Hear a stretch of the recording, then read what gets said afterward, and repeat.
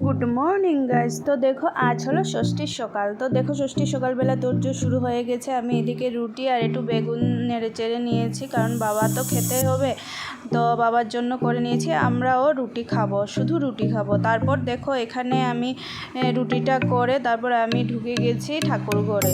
তো মাও ওইদিকে সব কিছু রেডি করে নিয়েছেন, তারপর আমি ঢুকেছি। তারপর দেখো এখানে সব ফুল তুলসী বেলপাতা সবই আমি রেডি করে নিয়েছি। তো তোমাদের সাথে তো আগে আমি শেয়ারই করেছি যে আমি আর মা আগের দিন বাজারে গিয়েছিলাম, তারপর ভিজে ভিজে বৃষ্টিতে ভিজে ভিজে এসেছি ঘরে।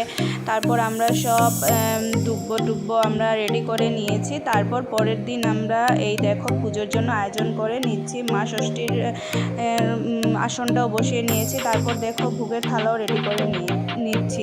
তো এখানে দেখো মিষ্টিও রেডি করে নিয়েছি। তো আজকের জন্য এই পর্যন্ত। ভালো লাগলে আমার এই চ্যানেলটাকে সাবস্ক্রাইব করে দিও। Tata, love you guys.